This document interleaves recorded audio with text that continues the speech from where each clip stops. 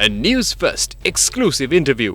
We have with us today Miss Anthea Webb. She is the Deputy Regional Director of the World Food Programme for the Asia and Pacific region. Hello and welcome, Miss Anthea Webb. How are you doing? How has Sri Lanka been so far?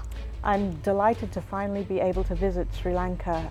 It's been an ambition of mine for many years.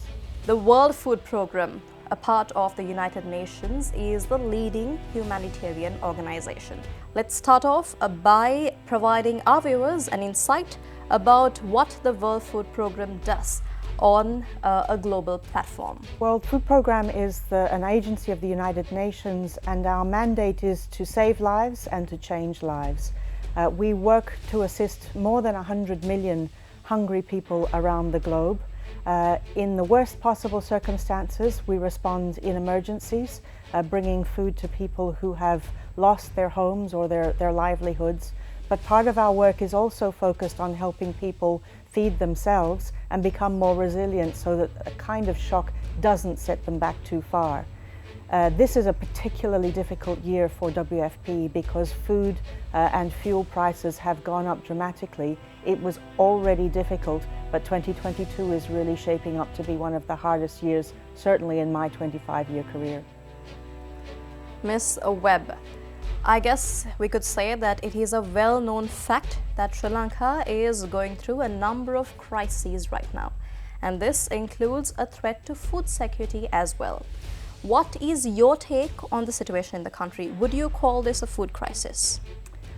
I think that what Sri Lanka is facing at the moment is a really serious challenge to food security.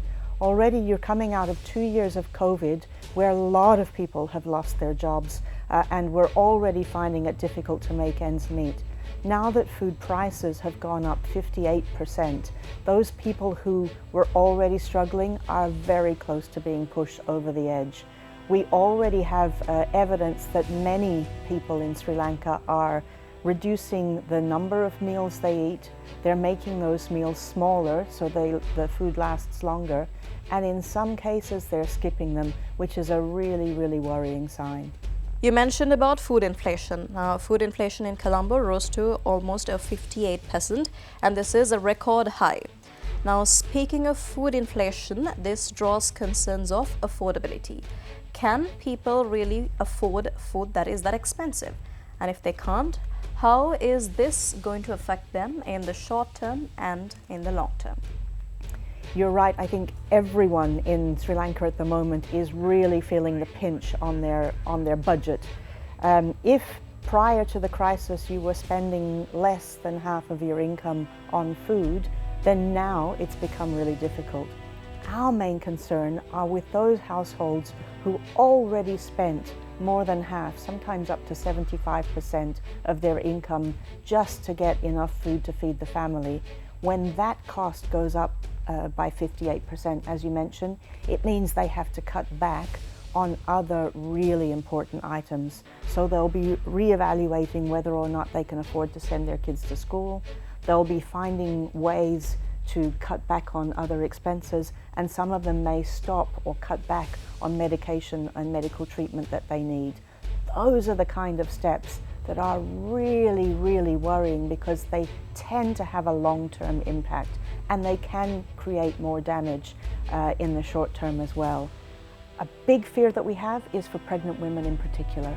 You had already quite high levels of anemia among pregnant women, and so when more expensive foods like meat or chicken or fish become even more expensive, then the diet for those pregnant mums is damaged.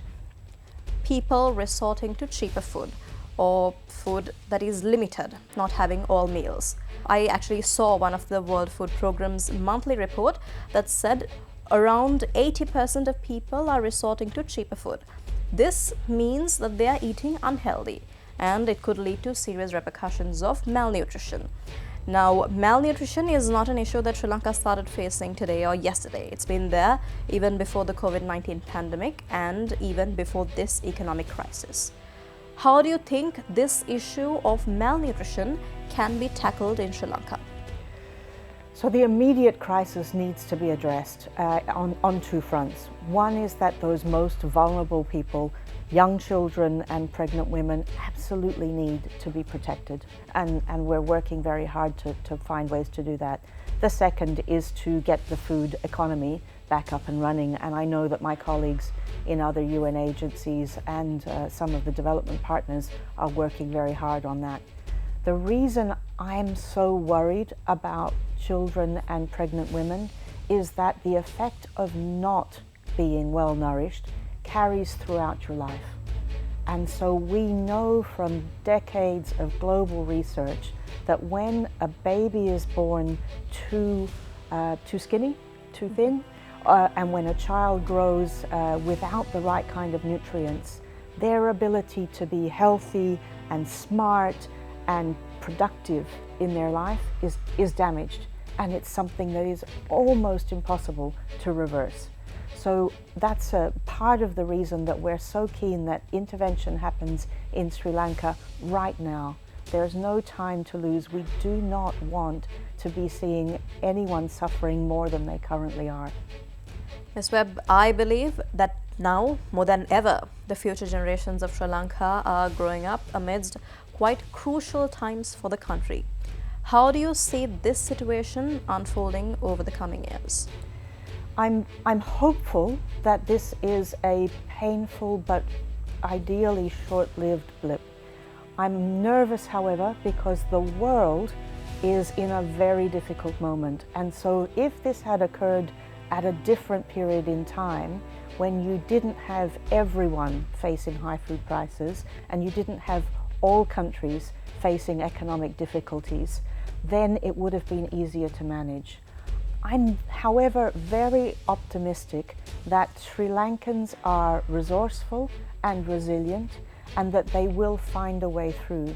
The challenge we face is that any damage that might happen in this acute period be limited, so it doesn't hold you back into the future. Ms. Webb, we might be facing an issue of not having enough resources, the resources you mentioned.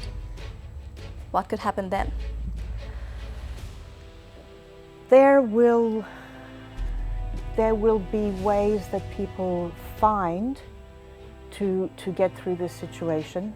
The stronger people will always do a little bit better because they have more to go on. The challenge that we must address is those people who have had very little to do in setting up the situation, and even fewer resources with which to withstand it. So you must call on those stronger people to contribute. And one of the things that we as World Food Programme are doing is inviting Sri Lankans at home and abroad to contribute to a meal to people who are having difficulty. We have a platform called sharethemeal.org, which allows anyone who might be watching to go online and to make a contribution to share your meal with someone who's finding it difficult at the moment. The mere act of taking that action gives you a sense of being a part of the solution and making sure that those who are really suffering at the moment don't feel quite so alone. Sri Lanka is now going through a crisis because of a shortage in foreign exchange. And this issue of food, or let's say medicine for the children, the pregnant mothers and the people of Sri Lanka, we are facing challenges when it comes to issues like this. What do you think the country can do? What is the advice that you would want to give the government of Sri Lanka? My advice to all governments, my own and to those across the region, are to prioritize your people and make sure that they are set up for the best possible future they can have. That means that they're well nourished, that they're well educated, and that they are able to see that the future will be a better one for them. All of us can withstand some difficulties in the short term if we have faith that the situation will get better, and there's no more important resource to invest in than your children and young people and women in particular. I think that the current situation is really, really worrying worldwide. I hope that Sri Lanka will be able to get through this and show to other countries across Asia and the world that these difficulties must be addressed, because the consequences of not addressing them are just too horrible to even contemplate if they were to spread beyond here. I recently saw that the World Food Programme had released statistics that said that 22% of Sri Lankans are now food insecure. 22% is almost 1/4 of our population. What does this really mean? It really means that 1/4 of Sri Lankans have slipped into those mechanisms that we consider quite dangerous. So it means that they are unable to afford a healthy diet, that they are likely to be making those trade-offs about what is more important for their budget today or this week or this month. It also means that they are having trouble getting the right nutrients and making sure that they are able not just to eat the food that they might be able to grow, but to buy those things that aren't readily available in their own gardens. I know that there's a big push at the moment, very wisely, to expand the growth of fruit and vegetables and other products. Those things will take time.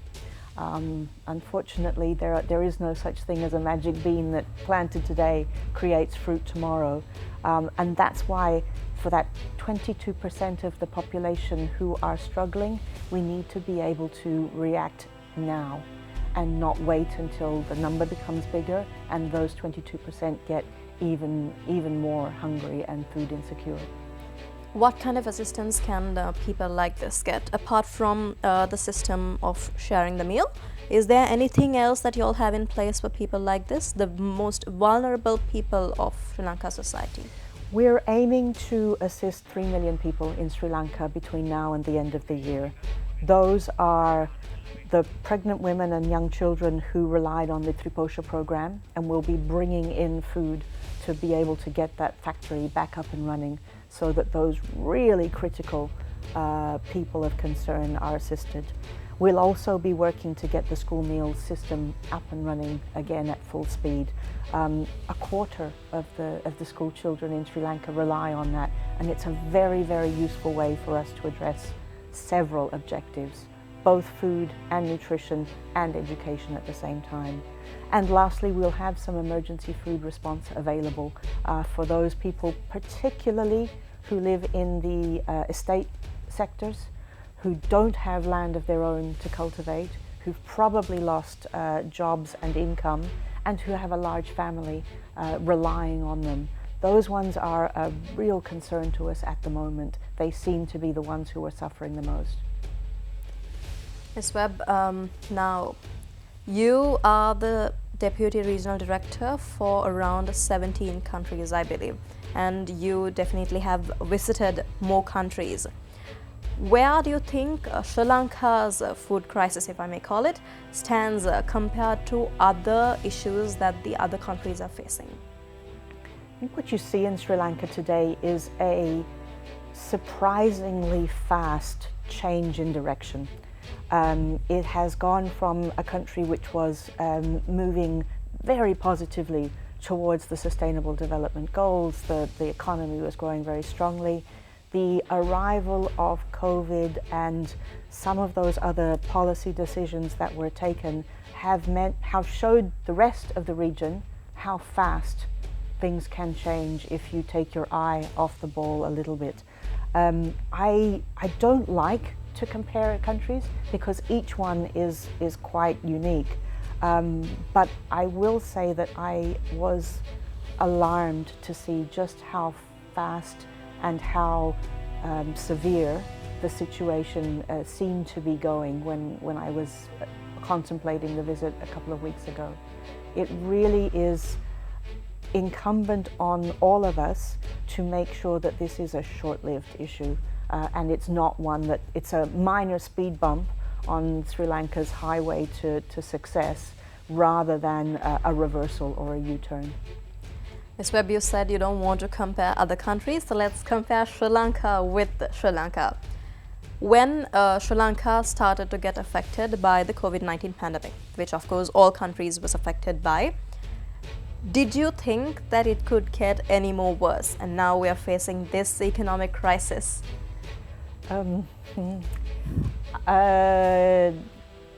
I work on the basis of a number of factors that I'm looking at for all of the countries across the region. There are climate and natural factors that are completely outside of our control often. There are economic factors, some of which are domestic and some of which are international. And then there are political factors across.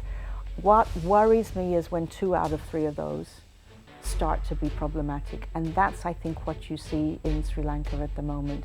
Pre-COVID, things were doing very well. With COVID, you had a pandemic, so a kind of natural disaster, which became an economic disaster, and now you have political difficulties.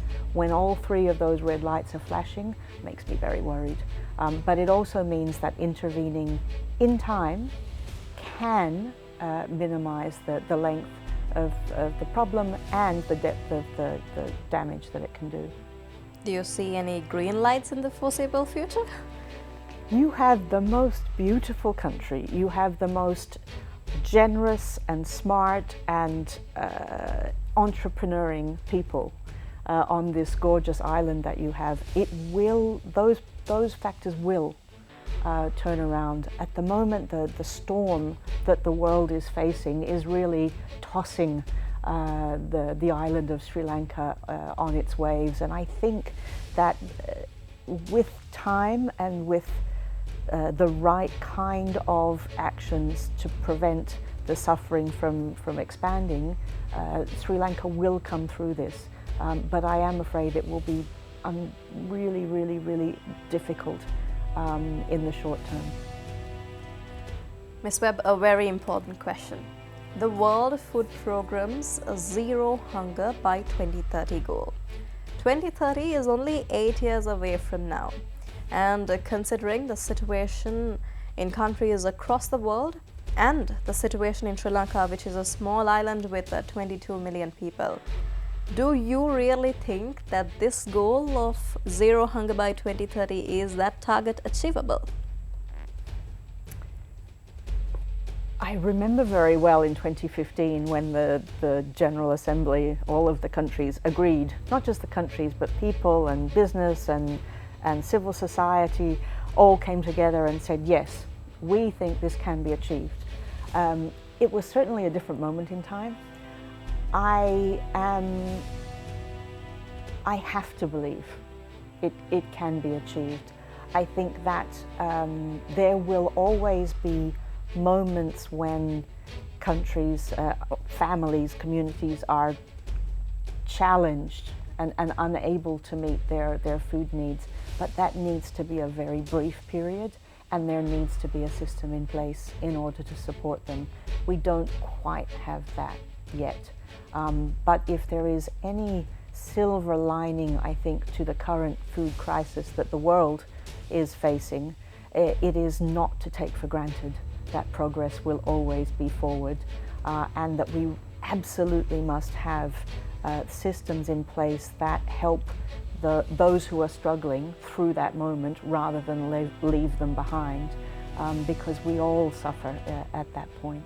Right, so zero hunger by 2030, that's possible. For Sri Lanka and for the world, it's going to be very, very difficult. But how many of us thought there would be a vaccine for COVID within 2 years? Really difficult problems can be addressed when you have the will and the interest to address them. And I think that addressing hunger at this moment has never been more important. Is there any advice or reminder that you would like to give all the countries across the world to tell them that this goal can be achieved? This goal has to be achieved. We cannot afford a world in which some people are so hungry that they see no other option than to leave their homes and look for a better life. That's not a world in which any of us feel that things are safe or that things are fair.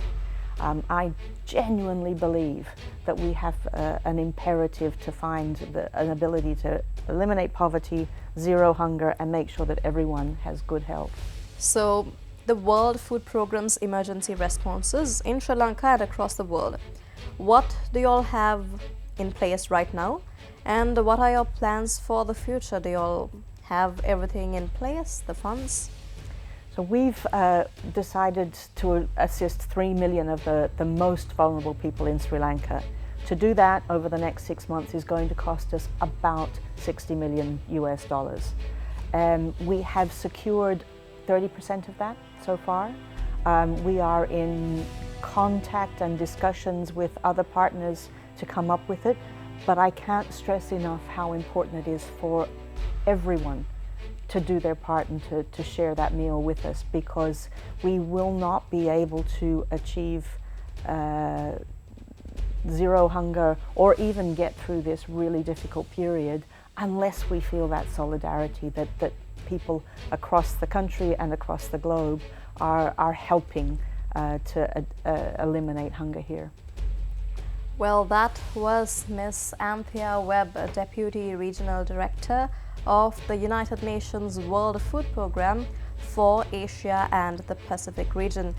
I would like to remind all our viewers that she said that it is very much possible for the world to come together and make sure that the goal of zero hunger by 2030 is achieved. Thank you so much, Ms. Webb, for being with us today. It was a pleasure to have you with us. Thank you so much. And it was also a pleasure to provide our viewers with an insight on where Sri Lanka stands in terms of a threat to food security compared to the other countries across the world. Well, that's it from us for today. For the Newsfirst team, I'm Mariam Gadavijaya. Thank you for watching. A Newsfirst exclusive interview.